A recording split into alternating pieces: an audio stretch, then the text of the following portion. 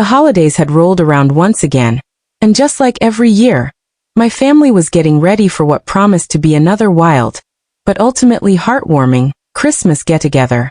When I was a kid, the holidays always meant being surrounded by family, a whole lot of noise, and the kind of mess you only get when the house is packed with children. For as long as I can remember, Christmas at my folks' place was the highlight of the year, stringing up lights on the tree, the mouth-watering aroma of my mom's legendary Christmas dinner drifting through every room, and the sound of my nieces and nephews tearing around the place, bubbling over with excitement. I'd been counting down the days all month. I'd already picked out what I thought was the perfect present for my parents, a framed family photo that I knew would mean the world to them, and I'd spent weeks figuring out what the kids would wear. There was just something about the way my mom would fuss over every little detail, making sure everything looked just right, that made it really feel like the holidays had arrived. I figured this year would be no different, or at least, that's what I thought. Then, out of nowhere one evening, I got a text from my mom that completely threw me for a loop. It wasn't the usual cheerful, holiday message I'd been expecting. Instead, it was short, straight to the point, and honestly kind of a shock. Hey sweetie, just wanted to let you know that we're keeping it small this year. No grandkids for Christmas, just the adults, please. At first, I thought maybe she'd made a mistake. Maybe it was a typo or she'd meant to send it to someone else. No grandkids? I just couldn't wrap my head around it. My sister's kids, my own kids, they were the heart and soul of our family gatherings. Trying to picture Christmas without them felt impossible. The house would be too quiet, too empty, almost like all the warmth had been sucked out. I just sat there, staring at my phone, my thoughts racing. I fired off a reply right away. What do you mean no grandkids? Is everything okay? Why? Her answer came back calm, almost too calm. It's just too much this year. We've decided it's best to focus on adult time, without all the chaos. No grandkids this year. It's just what we've decided, hon, that was it. No kids. No exceptions. I kept looking at the screen, feeling my heart drop. I wanted to push back, but what could I really say? It wasn't like I could force them to change their minds. I was a grown-up, after all. Maybe they just wanted a little peace and quiet for once. But I couldn't help but wonder if there was something more going on that they weren't telling me. I figured I needed to talk to my sister about it. We'd always been in this together. My sister and I had always shared the same Christmas routines. Her 3 kids and my 2 had grown up side by side, and the idea of them not being there just felt wrong. I called her up. The phone rang a couple times before she answered, and I could hear the holiday excitement in her voice right away. Hey, you ready for the holidays? I hesitated for a second. Actually, I wanted to ask you about Mom's text. Did you get one too? She paused, and I could hear her tone shift a little. Yeah, I saw it. I'm not sure what's up with that. I figured maybe it's just a weird phase. Maybe they just want some time to themselves this year. Who knows? Hearing her say that made me feel a little better.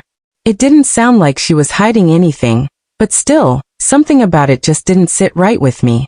Why were only our kids being left out? I wasn't the only one with kids. My sister had 3, and they were just as much a part of the family as mine. So, are you still going? I asked her. She hesitated for a moment. Of course. It's Mom and Dad. I'll go. Besides, it's been a while since we had a quiet Christmas. I'm sure it'll be fine. That sounded reasonable enough, but I couldn't help but wonder if it really would be fine. Would it still feel like Christmas without the noise and chaos of the kids, without all the laughter and excitement that had always been part of the holiday? The days leading up to Christmas seemed to crawl by. I couldn't shake this uneasy feeling about the whole thing. My mind kept spinning. Why had my parents decided to change things up? Was there something they weren't telling us? Maybe they were just worn out. We'd all had a tough year. The pandemic had taken a toll on everyone. And maybe they just wanted a quieter, simpler holiday. Still, it just didn't feel right. I couldn't ignore that nagging feeling in my gut. So even though everything was telling me to just let it go and try to enjoy the holiday, I decided I'd show up anyway. I wanted to see for myself. It couldn't hurt to stop by and see how things felt. Maybe I was just overthinking it.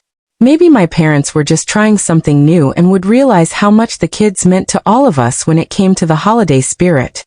When Christmas Eve finally rolled around, I loaded up the car with presents for my parents and my kids, then made my way over to their place. I kept telling myself everything would be alright, that I'd just walk in, hand out the gifts, say hello, and things would feel normal. As I turned onto their street, I spotted the glow of Christmas lights shining through the windows, and I could already catch a whiff of my mom's cooking drifting out into the cold night air. For a moment, my spirits lifted. It finally felt like Christmas had arrived. But the second I stepped inside, something felt off. Right there in the middle of the chaos were my sister's 3 kids, tearing around the house like they owned the place, laughing, playing, and making the kind of mess only kids can make. The little ones zipped past me, nearly knocking over a pile of Christmas cards my mom had carefully arranged on the counter. I just stood there, frozen in the doorway, my hands still gripping the doorknob. I couldn't make sense of what I was seeing. No grandkids, she'd said.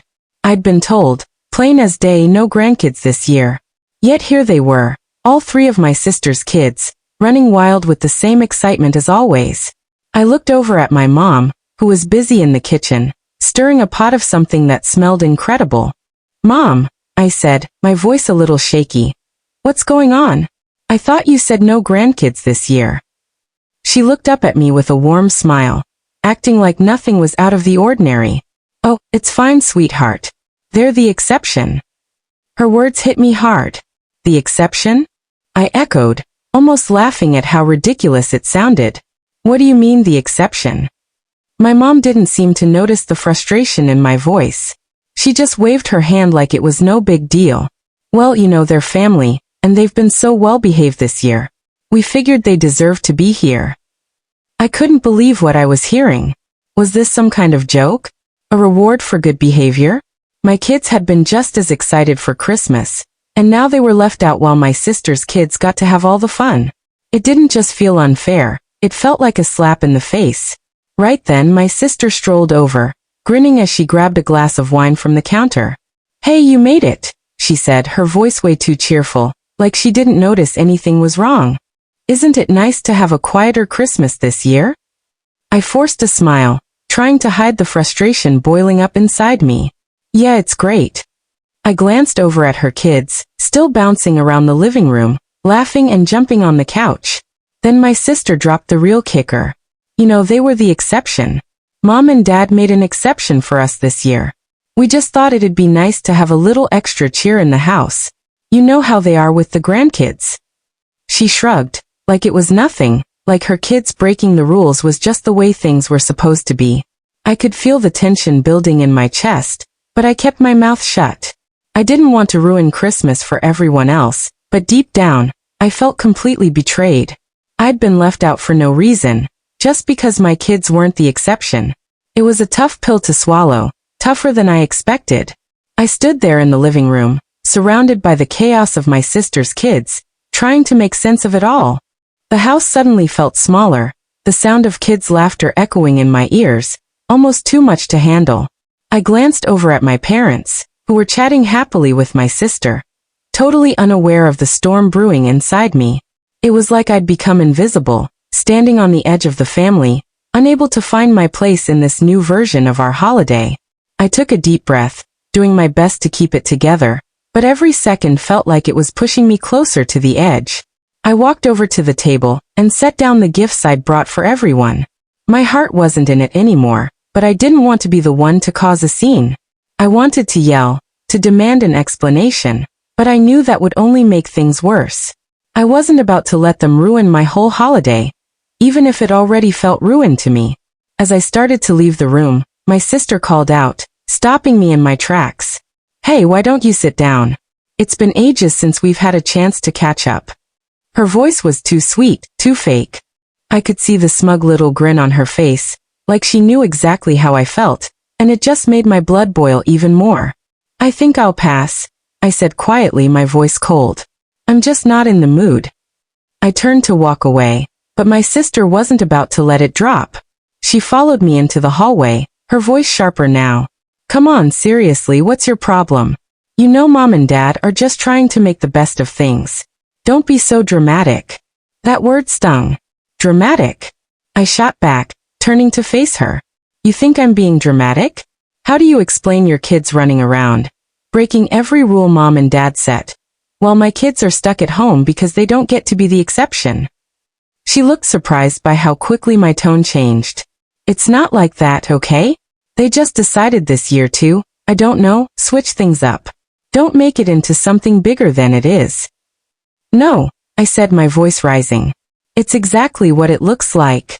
You and your kids get special treatment. You get to be here, and mine are left out, missing everything. The tension in the hallway was thick, and the sound of the kids' laughter faded into the background. My mom appeared, drawn by the raised voices, her face a mix of confusion and worry. What's happening here? My mom asked, trying to smooth things over like she always did. But I wasn't about to let it slide. No, Mom, I want to know, why are your grandkids allowed here, but mine aren't? What changed? My heart was pounding as I pressed her for an answer. Why? She looked caught off guard, clearly not ready for this kind of confrontation. We thought it would be easier this year, she said, her voice uncertain as she glanced between me and my sister. We figured it'd be better for everyone. Better for everyone? I shot back. Except for my kids, apparently. That was all it took for my sister to snap. Her face twisted with irritation. This isn't about you or your kids. Why do you always have to make it about yourself? She fired back. Mom and Dad made their decision and we're just going along with it. If you can't handle that, maybe you should just leave. Her words stung like a slap. My chest tightened, and I could feel my anger rising. This wasn't how things were supposed to go. I wasn't the one who'd shut anyone out. But suddenly, it felt like I was the bad guy, the one causing all the trouble. You know what? I said, my voice trembling with anger. Fine. I'll leave, since I'm apparently the problem here. I grabbed my coat from the hook by the door and started heading out, but my mom reached out and grabbed my arm. Wait, sweetheart, don't go. This is just a big misunderstanding, she pleaded. I pulled my arm away, barely holding back my emotions. No, it's not a misunderstanding. It's a betrayal. You made your choice and I'm not part of it. My voice cracked and I could feel tears threatening to spill, but I managed to keep it together. I looked at my sister, who stood there with her arms crossed, a smug look on her face like she'd just won something. Enjoy your exception, I said, my voice cold. I'm done.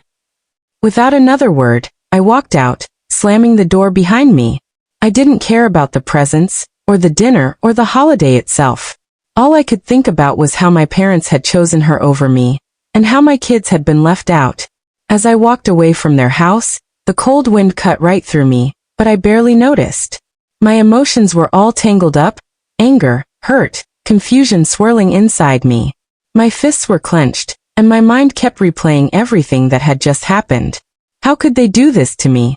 How could they make me feel so small, so unimportant? The street was empty, and the only sound was the crunch of snow under my boots. The silence was almost deafening.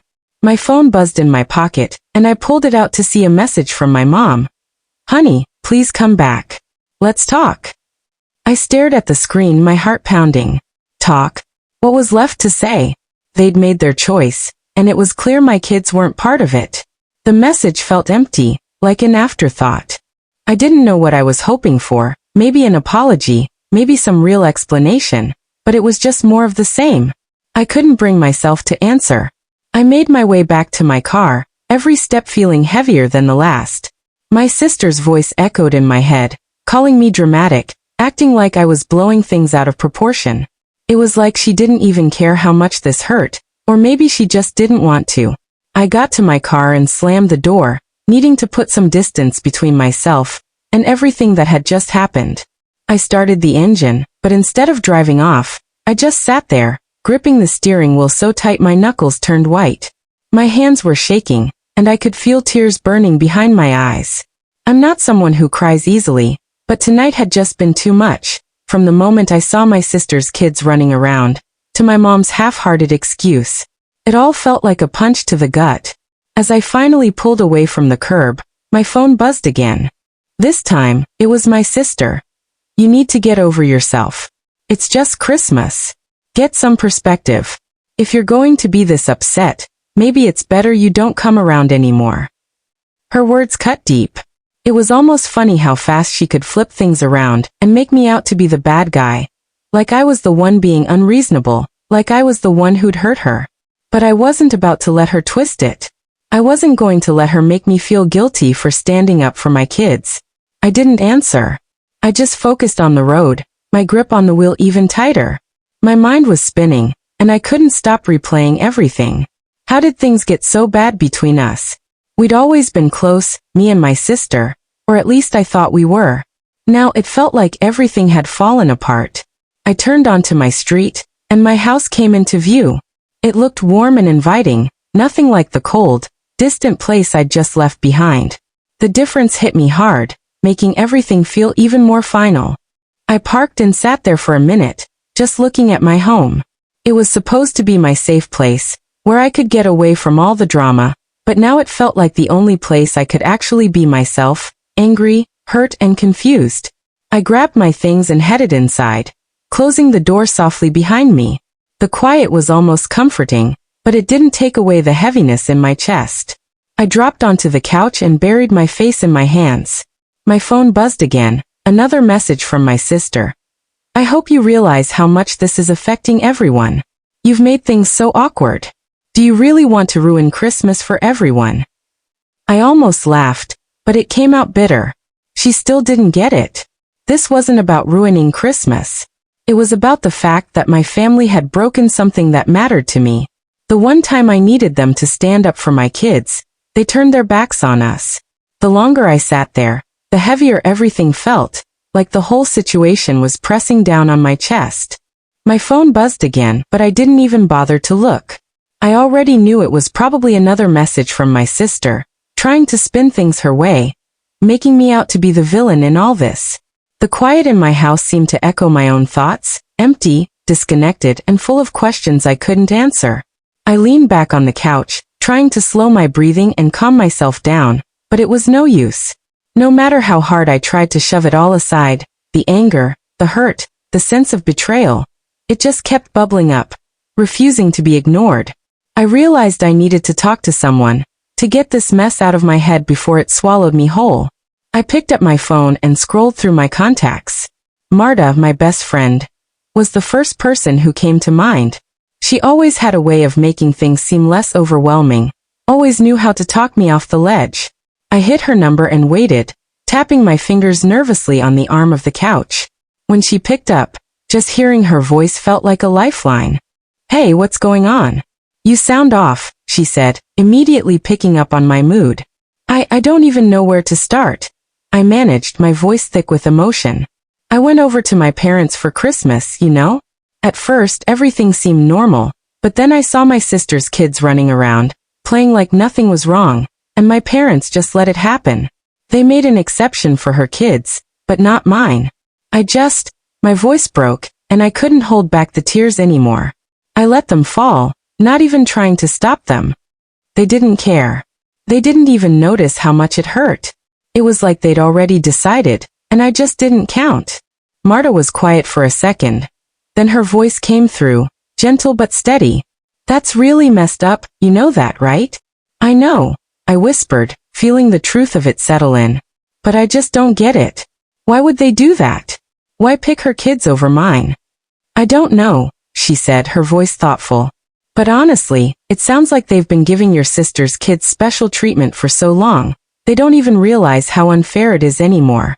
Maybe they don't even see what they're doing to you." Her words hit me harder than I expected. Maybe it wasn't on purpose. Maybe they didn't mean to hurt me. But that didn't make it any easier to swallow. "But it's not just about the kids, is it?" Marta went on. "It's about how they treated you. How they made you feel like you didn't matter, like you didn't belong in your own family." I let out a shaky breath. "Exactly. I feel like I'm being pushed out, like I don't even have a place anymore." Marta was quiet for a moment, then she said, "I get it. But what are you going to do about it? Are you just going to let them get away with it, or are you going to stand up for yourself and your kids?" Her question hit me right in the gut. What was I supposed to do? Could I just let it go? Could I pretend everything was fine when it clearly wasn't? "I don't know," I said softly. "I don't want to make a scene, but I also can't just let them think this is okay." You don't have to let them walk all over you, Marta said, her voice strong and reassuring. You have every right to stand up for yourself and your kids. They deserve better than to be treated like they're invisible. I nodded, even though she couldn't see me. I could feel a little spark of determination starting to grow inside me. Maybe it was time to stop pretending everything was fine. Maybe it was time to demand the respect we deserved. But what if it just makes things worse? I asked, my doubts creeping back in. What if they turn their backs on me for good? You won't lose them, Marta said, sounding sure. But if they're going to treat you like this, maybe it's better to stand up now, before it gets even worse. You can't keep letting them get away with it. They need to know you're not just going to take it. Her words settled deep in my chest. I didn't want to lose my family, but I also couldn't keep letting them treat me like I didn't matter. I had to draw a line somewhere. Thanks, Marta, I said, my voice a little steadier. I really needed to hear that. I don't even know where to start. You'll figure it out, she said, her voice warm and confident. Just take it one step at a time. And if you need me, I'm here. I hung up, feeling a little lighter than before. I knew it wouldn't be easy, but I also knew I couldn't keep letting this go. Something had to change, and maybe it was finally time to make that happen. The days after Christmas felt like I was suffocating. Every time my phone buzzed with a message from my family, it just reminded me that they still didn't get how much this had hurt. My mom sent a text asking if I was all right, but it felt hollow, like she was just checking a box, doing the mom thing without really thinking about the mess she'd helped create. I couldn't shake the sense that my sister had somehow come out on top. Her kids got to enjoy the holiday, running around my parents' house, while mine were left out in the cold. At least, that's how it felt. My parents had made it clear where their loyalty was, and it sure wasn't with me or my kids. The next few days passed in a fog of frustration. Every time I thought about calling my parents out, I hesitated, wondering if it would even make a difference. Was there any way to make them see how much they'd hurt me? Or was this just how things were going to be from now on? Things between me and my sister only got worse.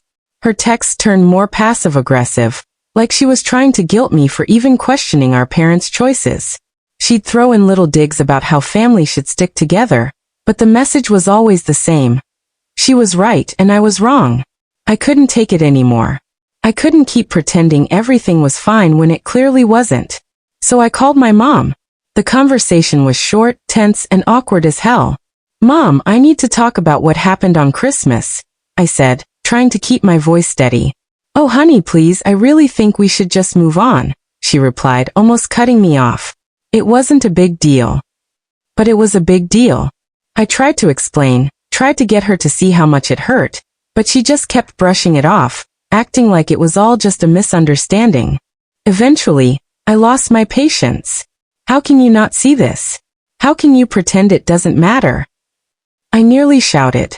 My kids deserve the same love and respect as my sisters, but you've made it clear they don't. She didn't answer right away. I could hear her breathing on the other end, and for a second, I thought maybe she finally got it. But then she just sighed and said, I'm not going to argue with you about this. It's Christmas. Just let it go. Her words stung. Let it go, like I could just forget what happened, like I could pretend everything was fine. I hung up, feeling the weight of that conversation settle over me. This wasn't just a disagreement anymore, it was a wall. A wall I couldn't break down, no matter what I said or did. In the weeks that followed, the silence between me and my family grew louder. My mom would text every now and then, but it was always just small talk, like she was trying to avoid the real issue.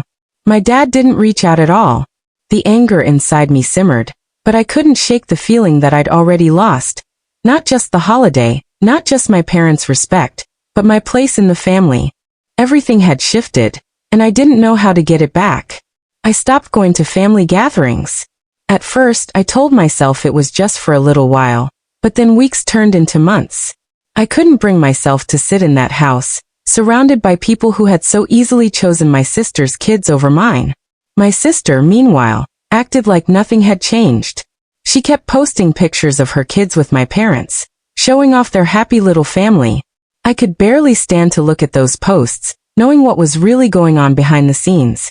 And then it hit me, the hardest truth of all. This wasn't something an apology could fix.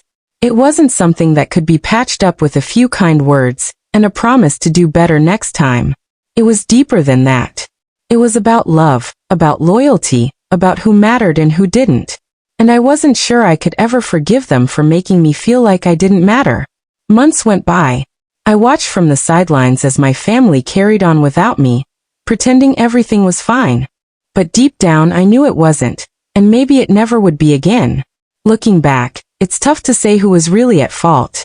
My feelings were real, I was hurt, and I felt pushed aside by my own parents. But maybe cutting myself off completely was too much. Was it really necessary to walk away, or could I have handled things differently? It's easy to judge from the outside, but when you're in the middle of it, emotions can cloud everything. Was I justified or did I overreact? I honestly don't know. What about you? Would you have done the same, or tried to handle it another way?